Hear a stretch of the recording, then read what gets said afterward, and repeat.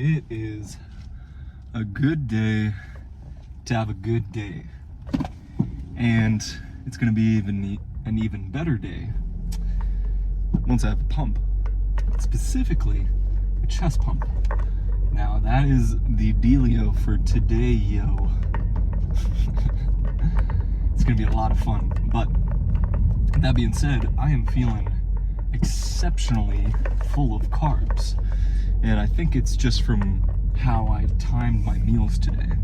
So I did this on purpose just because we are in quite a bit of a deficit right now, and I am feeling the low energy, the depletion from this week.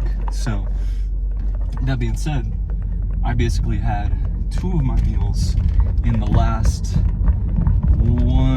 about like 1.5 to 2 hours, which I usually don't do because, you know, I'm usually eating quite a bit just to gain some size. But today was just a little bit different. I mean, I kind of did the same thing yesterday, and it was mainly because I was just feeling very tired, so I kind of needed that extra boost of energy. But that being said, today I felt like doing the same thing, just eating my meals pretty shortly before my workout and having 2 meals together, because both of them had quite a bit of carbs. So, I mean, quite a bit, I say. It's with both meals combined, it was around almost 60 grams of carbs. So keeping that in mind, you know, that's how much of a deficit we're in right now. So, yeah, plan for today is to get a nasty chest pump at this new gym that we're at. It's gonna be a lot of fun. I mean, we're probably gonna do somewhere in the arena of flies, presses of all kinds. I mean, I'm predicting probably gonna do.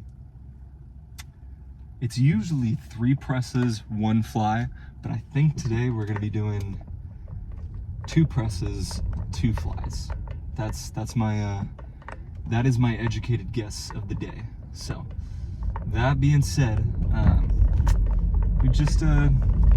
we're gonna take it slow, and we're gonna work in pretty easy. But the plan is just to go freaking nuts today, like just to get a crazy chest pump, because I don't know if y'all remember from last week, but I was hitting my chest workout in the school gym, and that, I mean, it was good, you know, it was a great, I mean, I don't want to use the word great, but it was a good pump.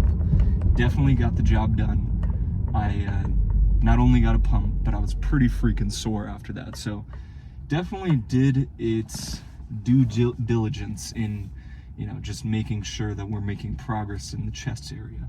But I just didn't have a lot of the necessary equipment for chest. I mean, probably the most notable one that I was missing out on that day was the incline bench, and that was a little bit sad, because, you know, incline shovel punch or incline dumbbell bench, it's one of my favorite chest movements.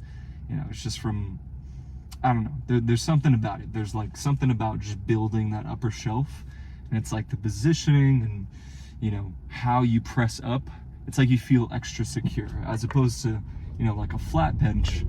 I don't know, like it's just a little different, you know. It's not, I mean, flat bench definitely has its place, but there's just something about incline where it's like, you know, you're hitting that upper shelf. And I guess it could be, you know, almost like a mental thing for me. Like, I know I'm making progress where I need to make progress, because I don't need to make too much progress with, you know, like my I guess the lower chest region, but with the upper chest region, I definitely need to make some progress. So that's it was kind of nice, you know, just having that in my back pocket. But that being said, I don't know, just the fact that we were hitting it so well, and I mean, we had the opportunity to hit it even better today. Ooh, yeah, that just gets me excited. That gets me razzed, gets me all, I don't know, I'm excited for it. But yeah, for the meditations, I've been kind of shifting it around just a little bit. So I always try to do this where I have my meditation in the morning before pretty much everything I'm doing for the day. And the only things I'll do before my meditation are floss. Yes, I floss in the morning, not at night, because I know I will in the morning, whereas at night I'm pretty freaking tired. So I floss and I brush. Those are the only things I do before I meditate. But I've tried the whole, wake up, drink coffee, and then get into a meditation, and for me it just doesn't feel right. It feels like I'm not relying on my energy systems that I already have just with my body, but it feels like I'm relying on the caffeine when I'm in the middle of the meditation. So I don't know, it just feels better for me to be in the meditation without any caffeine, and to do it really early, like to, wake up, floss, brush, meditate. It's like, if I have that set, then the rest of my day, it's pretty freaking nice. I mean, just mentally, it's like I can concentrate a little better, a little more mental clarity, and, I feel like I'm a little more creative as well, because, I'm writing this book, and in the middle of writing it, I can just focus a little better. Ideas seem to flow just a little more. And of course, there are going to be those days where it's not just the meditation that's going to do the work, of course. I mean, but we're also going to have, other factors at play. Like, did you get enough sleep? Did you, I don't know, is your nutrition on point? Is your training there? All these different things, like it's not, like the meditation is just a piece of the puzzle, like everything else. But it is a very important piece of the puzzle to me, because without a meditation, it's pretty hard for me to just concentrate, to be on task, and to, almost not be stressed about everything. Because when I was growing up, I just had ADHD wazoo, like out the wazoo, I should say.